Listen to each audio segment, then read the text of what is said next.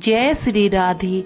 आज हम परिवर्तनी एकादशी की व्रत कथा श्रवण करेंगे। परिवर्तनी एकादशी भाद्रपद मास की शुक्ल पक्ष की एकादशी को कहा जाता है। इस दिन आषाढ़ मास के शेष शैया पर निद्रामग्न भगवान विष्णु शयन करते हुए करवट बदलते हैं। इस एकादशी को वर्तमान एकादशी भी कहते हैं। इस एकादशी को भगवान के वामन अवतार का व्रत व पूजन किया जाता है। इस व्रत को करने से सभी प्रकार के अभिष्ट सिद्ध होते हैं। भगवान विष्णु के बौने रूप वामन अवतार की यह पूजा वाजपेय यज्ञ के समान फल देने वाली, समस्त पापों को नष्ट करने वाली है।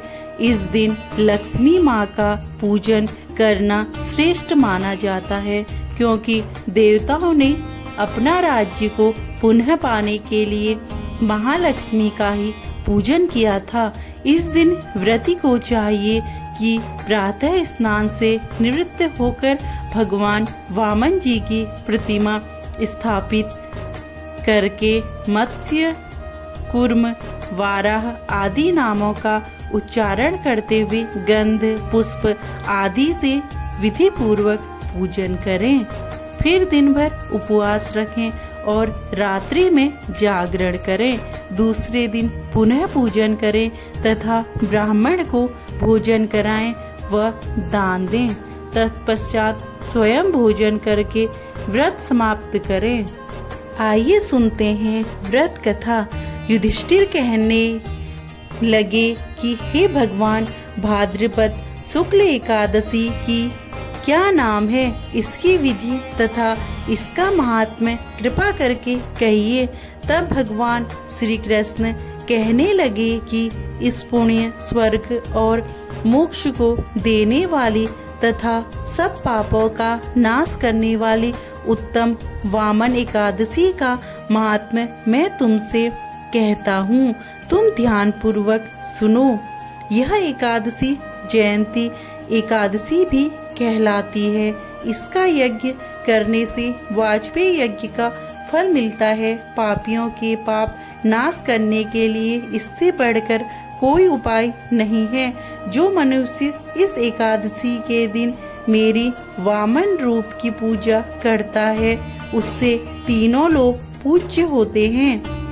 अतः मोक्ष की इच्छा करने वाले मनुष्य इस व्रत को अवश्य करें। जो कमल नयन भगवान का कमल से पूजन करते हैं, वे अवश्य भगवान के समीप जाते हैं। जिसने भाद्रपद शुक्ल एकादशी को व्रत और पूजन किया, उसने ब्रह्मा विष्णु सहित तीनों लोगों का पूजन किया। अतः हरिवासर अर्थात एकादशी का व्रत अवश्य करना चाहिए। इस दिन भगवान करवट लेते हैं, इसलिए इसको परिवर्तनी एकादशी भी कहते हैं। भगवान के वचन सुनकर युधिष्ठिर बोले कि भगवान, मुझे अति संदेह हो रहा है कि आप किस प्रकार सोते और करवट लेते हैं तथा किस तरह राजा बलि को बांधा और वामन रूप रखकर क्या क्या लीलाएं की। चातुर्मास के व्रत की क्या विधि है तथा आपके शयन करने पर मनुष्य का क्या कर्तव्य है, सो आप मुझसे विस्तार से बताइए। श्री कृष्ण कहने लगे, हे राजन, अब आप सब पापों को नष्ट करने वाली कथा का श्रवण करें। त्रेता युग में बलि नामक एक दैत्य था। वह मेरा परम भक्त था। विविध प्रकार के वेद सूक्तों से मेरा पूजन किया करता था और नित्य ही ब्राह्मणों का पूजन तथा यज्ञ के आयोजन करता था। लेकिन इंद्र से द्वेष के कारण उसने इंद्रलोक तथा सभी देवताओं को जीत लिया। इस कारण सभी देवता एकत्र होकर सोच विचार कर भगवान के पास गए। बृहस्पति सहित इंद्रादिक देवता प्रभु के निकट जाकर और नतमस्तक होकर वेद मंत्रों द्वारा भगवान का पूजन और स्तुति करने लगे। अतः मैंने वामन रूप धारण करके 5वां अवतार लिया और फिर अत्यंत तेजस्वी रूप में राजा बलि को जीत लिया। इतनी वार्ता सुनकर राजा युधिष्ठिर बोले कि हे जनार्दन, आपने वामन रूप धारण करके उस महाबली दैत्य को किस प्रकार जीता? श्री कृष्ण कहने लगे, मैंने वामन रूपधारी ब्रह्मचारी बलि से 3 पग भूमि की याचना करते हुए कहा, ये मुझको 3 लोक के समान है और हे राजन, यह तुमको अवश्य ही देनी होगी। राजा बलि ने इसे तुच्छ याचना समझकर 3 पग भूमि का संकल्प मुझको दे दिया और मैंने अपने त्रिविक्रम रूप को बढ़ाकर यहाँ तक कि भूलोक में पद, भूलोक में जंघा, स्वर्गलोक में कमर, महलोक में पेट, जनलोक में हृदय, यमलोक में कंठ की स्थापना कर सत्यलोक में मुख, उसके ऊपर मस्तक स्थापित किया। सूर्य चंद्रमा आदि सब ग्रह गण, योग, नक्षत्र, इंद्रादिक देवता और शेष आदि सब नागगणों के विविध प्रकार के वेद सूक्तों से प्रार्थना की। तब मैंने राजा बलि का हाथ पकड़कर कहा कि हे राजन, एक पद से पृथ्वी, दूसरे से स्वर्गलोक पूर्ण हो गए, अब तीसरा पग कहाँ रखूं? तब बलि ने अपना सिर झुका लिया और मैंने अपना पैर उसके मस्तक पर रख दिया, जिससे मेरा वह भक्त पाताल को चला गया। फिर उसकी विनती और नम्रता को देखकर मैंने कहा कि हे बलि, मैं सदैव तुम्हारे निकट ही रहूंगा।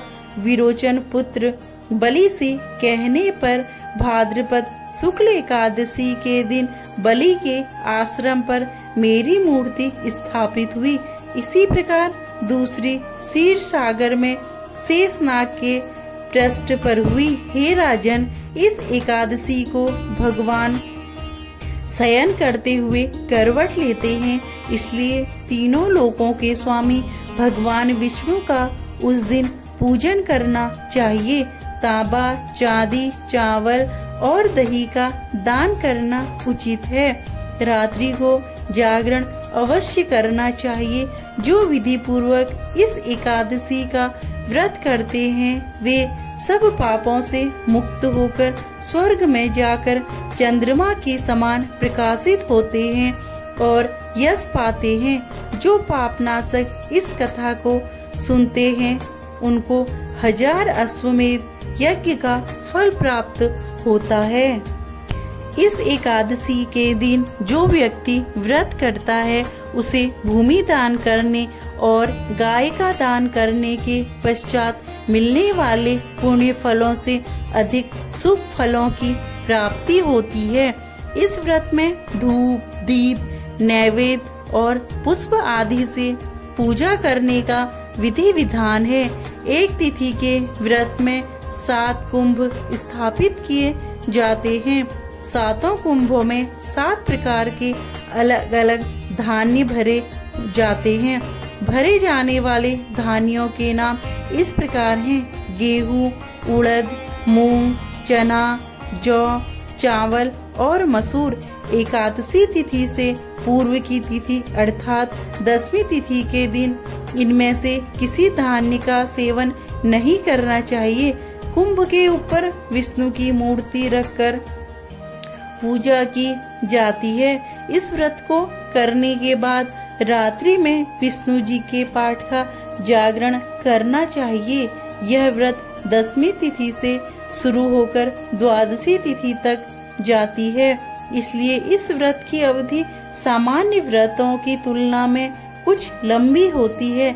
एकादशी तिथि के दिन पूरे दिन व्रत कर अगले दिन 12वीं तिथि के प्रातःकाल में अन्न से भरा घड़ा ब्राह्मण को दान में दिया जाता है। तत्पश्चात अपना व्रत अन्न ग्रहण करके खोला जाता है।